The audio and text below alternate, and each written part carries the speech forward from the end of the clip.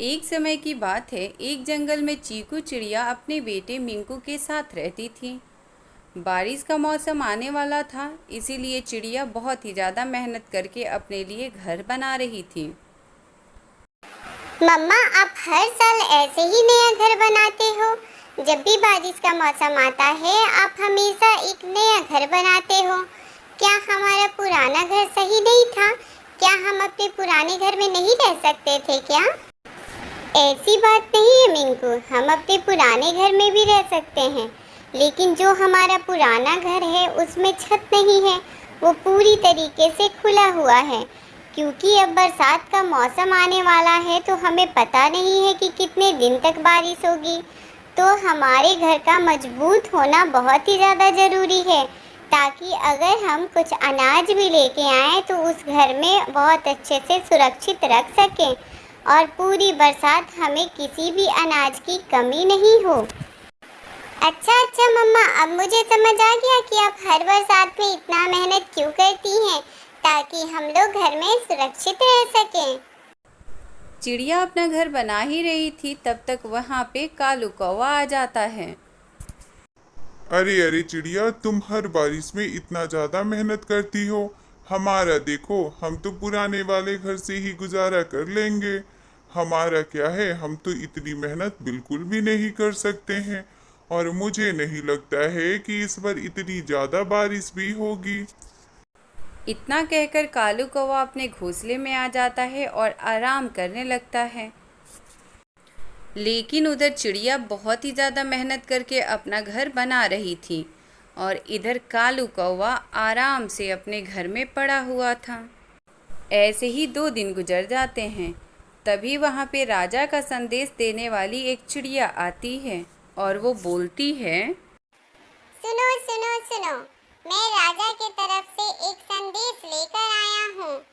अभी कुछ ही दिनों में बहुत जोरदार की वर्षा होने वाली है, तो सभी पंछी से राजा ने निवेदन किया है कि अपने अपने घर को मजबूत कर लें, क्योंकि इस बार बहुत ही ज्यादा तेज बारिश होने वाली है। मिंकू मौसी, आप तो इस जंगल की सबसे बड़ी हैं। मुझे नहीं लगता है कि बारिश इतनी तेज होगी। आपको क्या लगता है कि इस बार बारिश जोरदार की होगी क्या? अरे नहीं नहीं, संदेश देने वाली पंछी तो बस सुनी सुनाई बातें करती है, वो कोई भविष्यवाणी थोड़ी कर सकती है। मैं तो इस बार बिल्कुल भी घोंसला नहीं बनाऊंगी। हर बार मैं नहीं बनाती हूँ, और लेकिन फिर भी इतनी कम बारिश होती है कि मेरा घोंसला तो वैसे का वैसे ही रह जाता है। आप बिल्कुल ठीक कह रही हैं मौसी, मैं भी इस बार नहीं बनाऊंगी घोंसला, वैसे ही रहा जाएगा। वो लोग बातें कर ही रहे थे, तभी आसमान में काले बादल छा जाते हैं और जोरों की वर्षा होने लगती है। सभी अपने अपने घरों में जल्दी से भाग जाते हैं और छिपके बैठ जाते हैं। ऐसे ही लगातार बारिश होते रहती है और 2 दिन गुजर जाती है। इधर चीकू चिड़िया बहुत आराम से अपने घर में रहती है, क्योंकि वो अनाज भी इकट्ठा कर ली रहती है। वो और उसका बेटा मिंकू दोनों बहुत आराम से रहते हैं अपने घोंसले में। हे भगवान, ये तो बारिश रुकने का नाम ही नहीं ले रही है। मैं तो अनाज भी इकट्ठा नहीं की हूँ कि मैं इतने दिनों तक खा सकूँ। 2 दिन वर्षा होने की वजह से मेरे घर में जितने अनाज थे वो सारे खत्म हो गए हैं। अब मैं क्या करूँ? मिंटू मौसी ऐसा सोच ही रही थी, तब तक बारिश और ज़्यादा तेज हो जाती है और उनके घोंसले में पानी भरने लगता है। हे भगवान, एक तो अनाज नहीं था मेरे घर में, खाने को कुछ नहीं था, अब तो मेरे घोंसले में पानी भी भरने लगा। अब मैं कहाँ जाऊँ? अब मैं क्या करूँ? ऐसा वो सोच ही रही होती हैं, तभी उनका घोंसला टूट के गिर जाता है। मिंकू मौसी तुरंत घोंसले से निकल के उड़ जाती हैं और एक पेड़ के डाली पे जाके बैठ जाती हैं। अब मैं कहाँ जाऊँ? अब मैं किससे मदद मांगूँ? मैं एक काम करती हूँ, मैं कालू कौवा के पास चली जाती हूँ, रात वहीं पे बिताऊंगी और जब बारिश खुल जाएगी तो मैं आके अपना घोंसला बना लूंगी। ऐसा सोचकर मिंटू मौसी कालू कौवा के घर में चली जाती हैं। जब कालू कौवे के घोंसले के पास वो पहुंचती हैं तो वो देखती हैं कि कालू कौवा पहले से एक पेड़ के डाल पे बैठा हुआ और भीग रहा होता है। अरे कालू, तुम बारिश में क्यों भीग रहे हो? मेरा घोंसला टूट गया, इसलिए मैं सोची कि मैं तुम्हारे पास आ जाती हूँ। जब तक बारिश होगी तब तक मैं तुम्हारे पास रह लूँगी। जब बारिश खत्म हो जाएगी तो मैं अपना घोंसला बना लूँगी। अरे मौसी, मैं आपसे क्या बताऊं, बारिश में मेरा घोंसला टूट के गिर गया है। वो देखिए नीचे मेरा घोंसला पड़ा है। जैसे तैसे करके मैंने अपनी जान बचा ली है। मैं तो अभी आप ही के पास आने वाला था। हे भगवान, अब हम दोनों क्या किया जाए? एक काम करते हैं, हम लोग चीकू चिड़िया के घर चलते हैं। चीकू चिड़िया ने नया घर बनाया है।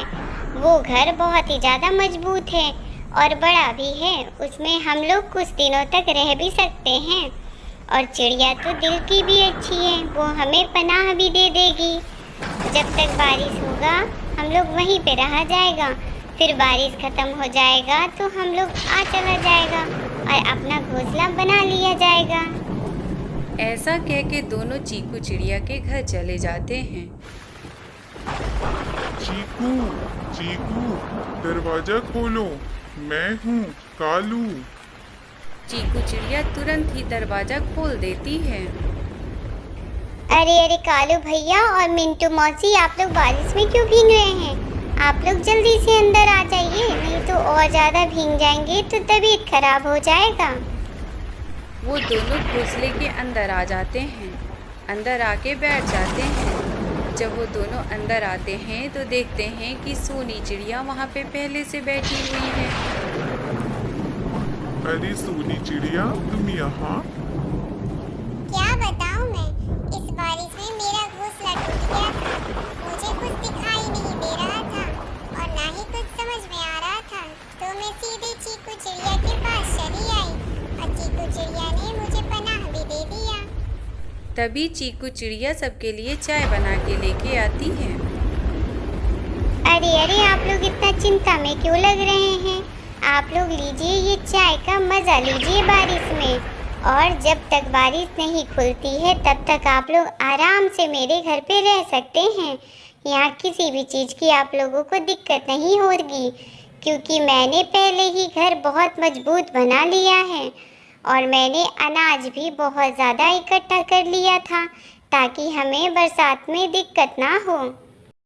चिड़िया, तुम बहुत ही ज़्यादा समझदार हो।